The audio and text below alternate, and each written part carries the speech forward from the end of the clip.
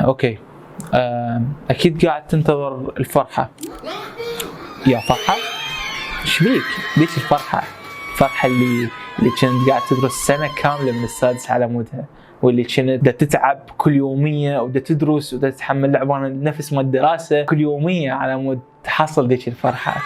ولما تقل التحفيز عندك للدراسة تفتح الفيديوهات ما دام الناس اللي طالعين 99 وفوق، وذول يفرحون معدلهم ويقمزون وكلهم فرحة، والأهل دار مدايرهم والأصدقاء دار مدايرهم وينتظرون ذيك الفرحة. وإذا أنت هنا يمكن تشوف هذا الفيديو ما حصلت هالفرحة، ما حصلت المكالمة اللي تجيك تقول لك مبروك على 99.8، أو ما يجيك ذاك الصديق اللي يدق الباب يقول لك مبروك على 100 وكسر، أو ما تلقى الشخص اللي يقول لك مبروك على 90 95 المعدل اللي كنت حاطه ببالك بين قوسين الفرحة.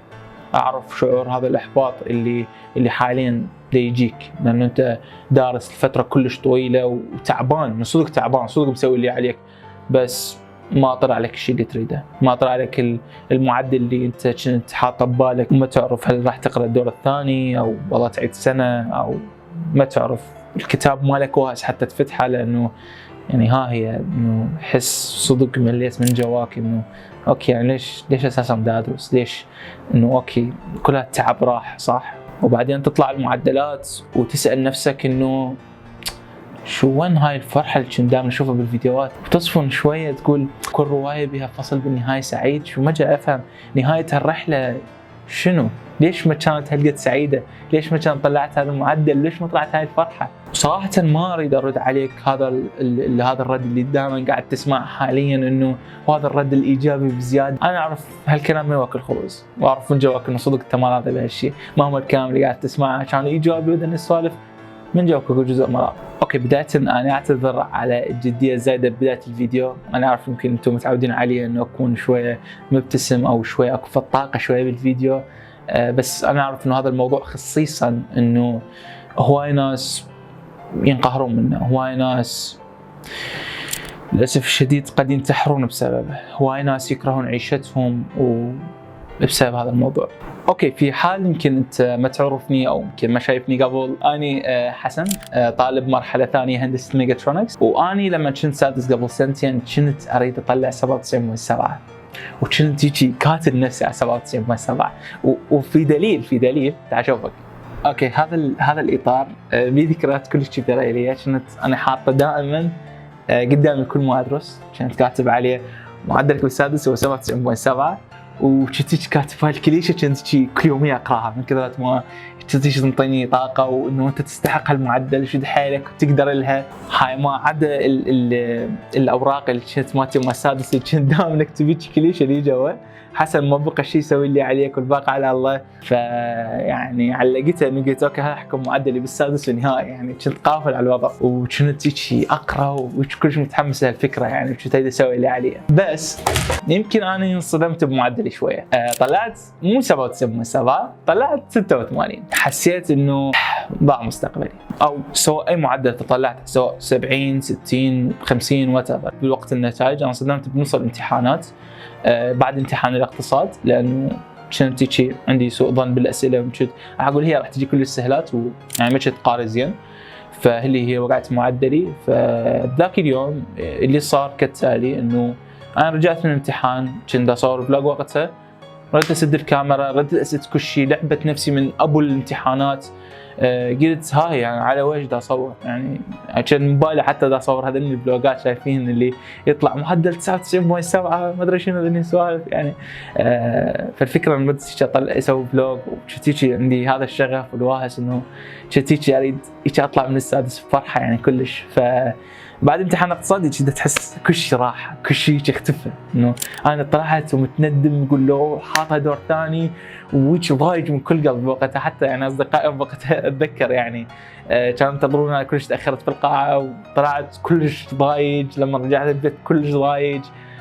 حتى بالوقتها بالفيديو يعني كنت كلش شيء يعني متنرفز من هاي السالفه، يعني متعب نفسيا جسديا روحيا ما أعرف يعني هل كان يفترض إنه حط على الدور الثاني؟ مشكلة ما الدور الثاني، حرفيا ما أريد أبقى بعد ساعة بالسادس حرفيا يعني، بس إنه أريد أخلص وما أريد أرجع للسادس نهائي.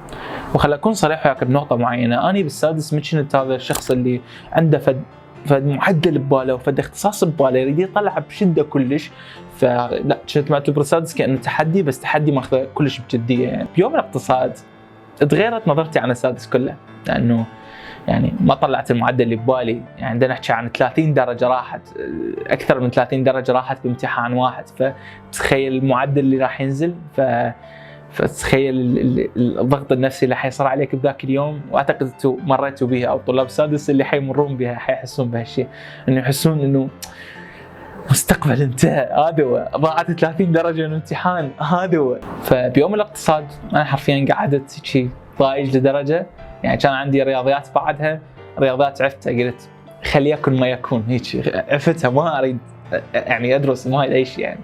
فقعدت انه هيك قلت اوكي خليني اغير جو، شفت لي فيلم، تخيل بنص فتره امتحانات انه هيك حرفيا شيء لا ابالي، ذبت الكتب ذبت كل شيء ذا السؤال. لقيت لي فيلم اسمه ذا ساوند اوف ذا ميوزك، فيلم من الستينات. بوقتها كانت اكو جمله واحده بالفيلم غيرت تفكيري كامل عن رحله السادس. فبوقت الممثله جولي أندريوس اللي كانت تلعب دور ماري بالفيلم،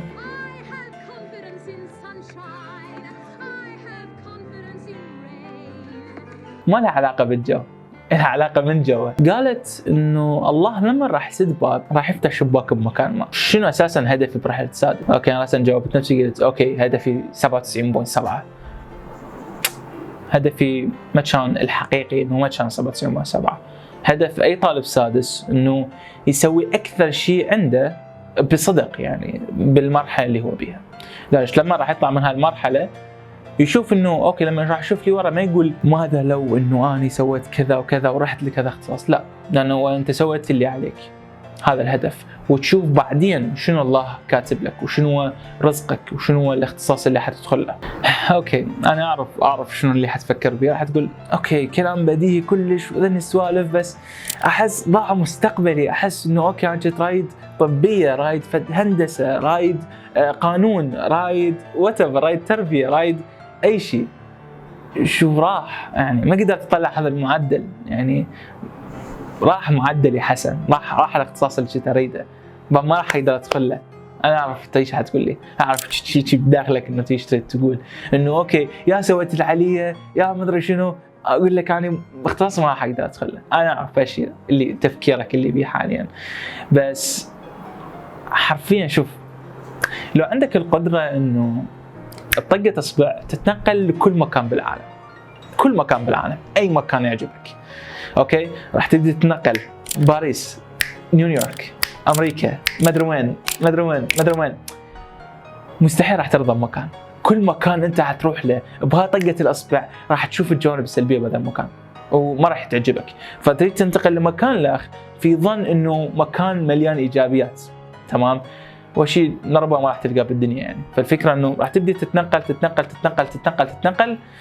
وما راح تلقى المكان، راح تبدي بس تتنقل من مكان لمكان لحد ما راح ترجع لنقطه الاصل، المكان اللي بديت تنتقل منه، تقول اوكي بس هيدا ابقى هنا.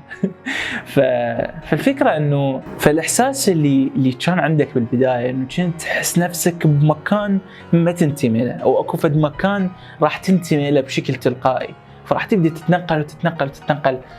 بس الفكره انه ماكو مكان راح تنتمي له بشكل كامل. هاي الفكره الاولى. والفكره الثانيه انه اغلبنا راح يفكر بهالفكره، يفكر انه يريد ينتقل لمكان ينتمي به بلا ما يفكر انه يسوي احسن اللي عنده بالمكان اللي هو بيه. دائما تفكر انه تروح لفد مكان راح يقدروك، ومكان انه راح تستخدم مواهبك ومهاراتك وذن السوالف وتشوف نفسك بهذاك المكان، بس تنسى انه بالمكان اللي انت بيه حاليا شنو راح تقدر تسوي، شنو هي الفرص اللي انت قاعد تفوتها، شنو هي الوقت اللي عندك بهذا المكان اللي انت بيه اللي انت ما قاعد تستغله في شيء. اوكي هالفكره راح تبين بسيطه بالنسبه لك وتقول اوكي هاي سامحها قبل ذن السوالف، بس لانه هي هذا الكونسبت غير كل شوي نواحي مني وخلاني حرفيا اروح بسكه احسن بهواي بالنسبه لي. انه بدل ما راح اركز على المكان اللي يفترض انه اكون به، اركز على المكان اللي انا بيه. اقول هل انا سويت كل اللي علي بهذا المكان؟ هل انا قدرت انه اخذ كل الفرص، اروح بكل شيء اقدر له؟ تمام. اوكي، فربما حتقول اوكي زين، حلوه النصائح لطيفه، عشت ايدك، اصفق لك، بس زين انا ايش راح اسوي؟ انا ما طلعت الطب، هندسه، قانون، تربيه، اي شيء اللي تريده، شنو تريدني اسوي؟ اوكي، راح اقول لك انه ما راح اقول لك انه استسلم وها هي نهايه الدنيا هذول السوالف، بس شوف شنو الشيء اللي تقدر تسوي خلال هالموقف. شنو اوكي الاختصاص اللي حيطلع لك، سواء حتى لو بالشيء القليل، حتى لو شيء انت ما كنت متوقع انه حتدرسه، شيء كلش غريب، لربما قد تروح بغير مجال اكاديمي، قد يمكن تطور نفسك، تطور مثلا فد حرفك، او تطور فد مهاراتك فد قطاع خاص، او whatever، تتعلم لك لغه برمجه، تتعلم كورس، تتعلم اي شيء. اوكي، لربما قد يكون هذا الطريق احسن لك ملايين المرات من الطريق اللي كنت تروح به. هذا المفهوم ما كنت اعرفه لحد ما سالت طلاب من الطبيه اصدقائي، انه قلت لهم هل اكو طلاب يومكم متندمين انه دخلوا طب؟ واكتشفت اكو طلاب دخلوا طب ومتندمين على حياتهم، متندمين من الصعوبه، متندمين على كل هالمسار، لان قد مسار ياخذ كل شوي سنين من عمرك، قد بهاي السنين قد تقدر تسوي لك فد شيء يكون يعني immortal اكثر، فدي يكون شيء خالد اكثر. فالفكره انه افرح بالنتيجه اللي طلعت لك. اوكي، حتقول لي افرح مثلا بال60، افرح بال50. افرح بال50، هاي ال50 هي تعبك. اوكي، لا تقول لا انا تعبي اكثر. اوكي، ما يخالف، صحيح حقك، انا اعرف والله اعرف، بس الفكره انه لا تخجل من معدلك وتقول انا طلعت 60، لا قول انا طلعت 60، قول انا طلعت 50، قول انا طلعت ما ادري شنو، قول انا عدت سنتين وطلعت كذا معدل. اوكي، مو شرط انه شوف السادس علمني شغله، مو شرط انه اذا طلع 99.9999 يلا لازم انه تفتخر بمعدلك، لا ابد لا، يعني افتخر بمعدلك مهما راح يطلع، سواء يطلع 80 يا عمي يلا ما يخالف، يطلع 50 60 ما يخالف، انه انت راح تكون راضي، لانه انت راح تعرف انه اوكي هاي المرحله انتهت. وشوف طبعا ما راح اقول لك انه اوكي راسا تبنى هالفكر وراسا صراحه، لا، كلش حقك انه تاخذ لك فتره ترتاح نفسيا. ولهذا سويت الفيديو بعد اسبوع ونص من النتائج، انه ردت انه الطلاب شويه تاخذ لها فتره من الحزن، تاخذ المشاعر تتقبلها. انا ما احب انه هذا الفكر مال زيف مشاعرك وما ادري شنو نسولف، لا بالنتيجه السادس نسولف، لا بالعكس، يعني انت بالمعدل اللي طلعته افرح. اوكي، وانا اعرف يمكن معظمكم هسه عنده دور ثاني وما له واهس انه انت يقرا، لانه يقول اوكي بلش اعدل المعدل لدرجه غشتين لانه هو اوريدي واقع.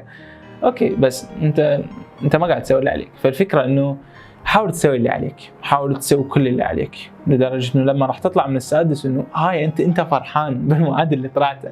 لا تتوقع احد، لا تقنع احد انه معدلك لا، هاي الفكره راح تبقى جواك، وهاي الفكره القرايب وابن ابن قرايبك وابن عمك وابن خالتك ما راح تخلص منهم، هاي ابد مستحيل. هاي القرايب انه قرايبك طلع اعلى منك، وابن فلان طلع اعلى منك، وهذا ومعدلك قليل بالنسبه لفلان، لا ما لك علاقه، كل واحد له رحلته، كل واحد له طريقه، يعني حرفيا كل واحد له طريقه.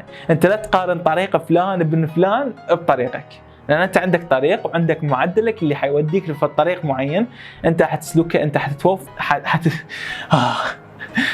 حتتوفق به. اوكي، وابن فلان راح يطلع فد شيء راح يتوفق بيها. رساله الى الاهل،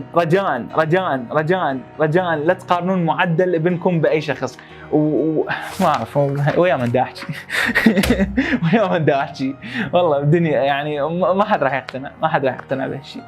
بس الفكره انه هذا الفيديو موجه لك، يعني سواء اذا طلعت معدل قليل هذا الفيديو موجه لك، انه عامل انه انت تدرك معنى هالشيء، انه انت تدرك ها هي سويت اللي عليك، وها هي هذا اللي يهم. ما يحتاج تقنع شخص، ما يحتاج ذن السوالف، بس اللي اطلبه منك كن فخور بمعدلك، كن فخور بالرحله. اوكي، حتى لو هذا المعدل ما يكفيك توصل لراس الشارع ما يخالف، هاي كن فخور، هاي هي يعني يمكن مو مقدر لك توصل لراس الشارع، لما توصل راس الشارع يمكن قد تدعمك سياره. ففكر بهالمعنى. وهذا التفكير مو معناه هذا الايجابي اللي نسولف، لا، هذا التفكير الايجابي السام انه تنكر اساسا وجود المشكله. احنا نتعامل مع المشكله ونحلها، هذا التفكير الصحيح. تمام. فأتمنى أبد منك لا تنقهر من المعدل اللي طلع لك، ولا تضوج أبد أبد أبد أبد للضوج. أوكي؟ يمكن الله كاتب لك أشياء حلوة، وأنا شخصيا كحسن يمكن طلعت 86 وأنا دا أكتشف شنو اللي مكتوب لي. تمام. وحد الآن الحمد لله، يعني أنا خلصت مرحلة أولى، تعرفت على ناس شقاقية كلش، تعرفت على ناس يخبضون كلش، وصدق الحمد لله والشكر، يعني الحمد لله ألف الحمد لله والشكر. يعني هسه أنا يمكن صحيح ما مكتشف شنو اللي ضامه لي الله، يمكن لحد ما أكمل كلية ولحد ما أشوف شنو المستقبل، بس أنا فرحان كلش، لأنه أنا بهالرحلة دا أكتشف شنو المضموم لي. تمام. انا ما راح اقول لك والله ترى انت السادس دون السوالف انا راح افتخر بانجازات، لا، انا مع اني ما احقق هاي الانجازات العالميه والانجازات التي تخلد بالتاريخ وهذا السوالف، لا، بس الفكره انه انا حاليا حالك دا اكتشف شنو اللي مكتوب لي. بس الفكره الشيء الوحيد اللي اطلب منك تكون بهالعقليه. ليش دا اطلب منك تكون بهالعقليه؟ لانه هسه انت عباره عن دا تحاول تفتح باب، هذا الباب منسد، باب وراك منسد، ها هي انسى. انسى، هاي باب انسد. اوكي. فلما راح تشوف على ذاك الباب المسدود راح تفوت الباب اللي قدامك، وهالشيء كارثه. يعني انت الباب اللي سده الله راح تعوفه، راح تبدي تركز عليه، والباب اللي فتحه الله لك جديد والفرصه الجديده هم راح تعوفه، فراح تفوت ذاك الباب وهذا الباب. فالفكره هذا الباب عوفه، سويت اللي عليك عوفه، هاي مو باب، هاي لوحات خزعبلات مالتي، بس الفكره هاي الباب عوفه، بس الباب الجديده حاول تركز عليها. شنو الفرصه الجديده؟ حتقول لي والله شنو الفرصه الجديده اللي من هذا المعدل من النسوان؟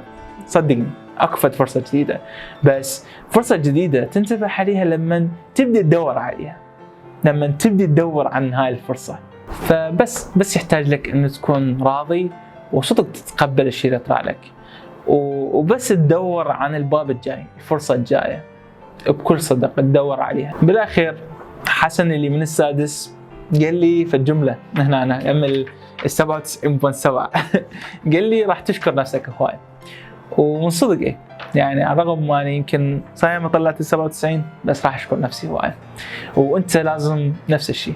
تمام. وأعتقد راح تتذكر الجملة اللي قلناها بداية الفيديو، إنه زين أكيد أكو جزء إيجابي من القصة، أكو فد جزء سعيد أو نهاية سعيدة من القصة، أو فد نهاية براقة، أو فد نهاية أفلام ديزني البراقة السعيدة. لأن السوالف صديقي أحب أقول لك ترى أنت هسه بلشت بالفيلم. أنت مو بنهاية الرحلة، أنت يمكن نهاية رحلة السادس، بس أنت مو نهاية رحلة كل شيء. أوكي. خلصت رحلة، بلش برحلة لخ والرحلة لخ، وهاي مجموع الرحلات مالتك مع سندباد قد تكون هو الفيلم نفسه. اوكي. أنا متعجب من الناس اللي يركزون بس إنه هاي السادس بالنسبة لهم إنه هاي الحياة كاملة. أوكي شوف، أنا مدى أنكر أهمية المهندس وأهمية الطبيب وأهمية المحامي وأهمية القاضي وأهمية المدرس، لا، مدى أنكر هالشيء. بس الفكرة أوكي يمكن المعدل يحدد جزء كبير من مستقبلك، بس أكو جزء باقي، أكو جزء حلو تقدر تشوف عليه، تقدر تركز عليه. فالفكرة إنه أنت بعدك ببداية القصة، فعندك تعال هاي ورقة وهاي قلم، هاي لا مو قلم، هذا والله ما أعرف شنو هذا، المهم أي عندك هذا ورقة، عندك قلم هنا، اكتب بها قصتك، اكتب بها قصتك. اوكي. فانت بعدك بدايه قصتك، وانا هم بعدني بدايه قصتي، يعني ما راح اقول لك انا لفت كتب، يعني بعدني بدايه قصتي. بس الفكره انه حاول تبادر اكتب هالقصه، هذا الشيء الوحيد اللي عندك واللي عندي واللي عند اي شخص. تمام. لانه اني جدا جدا احب الناس اللي يتابعوني انه يكونون صدق مبادرين بحياتهم، فانا ما اريدك تضيع الاول والتالي وتقول لي الله. فالفكره انه اريدك تكتب الشيء اللي قصدك، واريدك انه تسوي من هاي الاغلاط وهاي الانكسارات فشي صدق قصة لك، فشي صدق انه تكون فخور به. وبس وبس هاي اتمنى قدرت اساعد ولو حتى شوية، واتمنى والله جد قدرت اساعد. وهذا الفيديو يعني قد ما قدرت انه اكون بصدق واقعي بالتفكير، ما حاولت انه اكون هذا اللي ينكر مشكله او هذا السلبي كلش اللي حتى اذا ماكو مشكله يخلق له مشكله، لا مو لهالدرجه. بس هي الفكره انه حاولت انه اكون يعني اساعد ايش قد ما اقدر، فاتمنى ساعدت واتمنى تكون فخور بمعدلك مهما اللي طلعته، ولا تظن انه ابد ندمر مستقبلك بسبب معدل ما. تمام. وبس فهاي الجزئيه هي بارت. دائما احب نطف الرساله للناس اللي دائما يعرفوني، اكيد راح تقولون وين شعرك وين راح. قصه كلش طويله، بس اكو عندنا ماكينه بالبيت رح تجربها وانتهت الامور نهايه مأساويه. وقلت شويه تغيير حلو شكلي يعني مو دائما بس كفش وشعر وكذا، هاي لانه صراحه مليت من شعري هذا هيك، لانه يذكرني بعدين بالسادس، فشويه تغيير يعني. اوكي. ما احب جواعد بس ونكاب بدون السوالف، لا انا شعري لا. اوكي انا زين صفر وانا احب هالشي اللوك، وان شاء الله بعدين نشوف اللوك الجاي شنو راح يكون. بس يعني بس هذا هو يعني نهايه الفيديو. اتمنى عجبك، اتمنى صدق عجبك يعني، واتمنى تشارك هذا الفيديو صراحه ويا شخص يكون عنده نفس هالقصه ونفس هذا الاهتمام ونفس صدق مر بهالتجربه. اتمنى من كل قلبي، مو على مودي والله العظيم، مو على مودي، بس على مود انه تساعده نفسيا. وانا بصراحه ما مهتم يعني اذا حطيت لايك او اشتراك من السوالف، بس فكره اذا حطيت لايك ممكن قد يطلع الشخص قد يكون محتاج هذه الرساله. وبس سلامتك، واكو فيديوهات جايه ان شاء الله بالطريق، وراح احاول ارجع بطريقه حلوه. فهذا كان فيديو وبس. صار ما اعرف انهي الفيديو، فيعني احنا صرنا اصدقاء مؤمنين، فنشوفك بعدين. بيس اوت. كل حب لكم، باي. اوكي يعني سديت التصوير وخلصت كذا، بس نسيت نقطه كلش مهمه وعدت فيها شخص، انه اريد اسوي فيديو اقدر انشر فيه قصصكم ومعدلاتكم اللي طلعتوها، لانه انا نشرت بوست على القناه وهوايه منكم صراحه كتبوا لي معدلاتهم والاشياء اللي واجهوها وتحدياتهم، وما تتخيلون انا ايش قد فرحان لما اقرا التعليقات. فرحان كلش، سواء اللي مطلع 99، اللي مطلع 80، اللي مطلع بال90، اللي مطلع جوا ال90، اللي مطلع بال60. كلكم فخور فيكم والله، وكل واحد واجه تحديات مختلفة بشكل. فأرجوكم يعني هذا طلب صغير قد يكون، اكتب لي قصتك بالسادس، أو اكتب لي شنو التحديات اللي واجهتها بالسادس التعليق، لأن أريد الفيديو الجاي أنشر بعض القصص اللي أنت حتكتبوها، قصص من الأشياء اللي واجهتوها. راح نشوف يعني جمع لي أفضل القصص اللي أنتوا حتكتبوها وراح نشرها بفيديو، وراح يكون فيديو عظيم كلش. فأتمنى إذا كنت طالب سادس، أو يمكن إذا عبرت مرحلة السادس بسنوات، اكتب رحلتك اللي تستحق النشر، وأني جدا راح أكون ممنون، وما تتخيل ايش قد راح أكون سعيد بنشرها. وبس. لأنه هالشي راح يعطي تحفيز للدفعات ما سادس اللي جاية، لأنه هو طلاب سادس دي يتابعوني من دفع جاية، فجدا أنا ودي إنه أفيدهم في شيء ولو حتى شوية. يعني أنا طلعت من سادس بس ودي إنه أحاول أساعد ولو حتى شوية.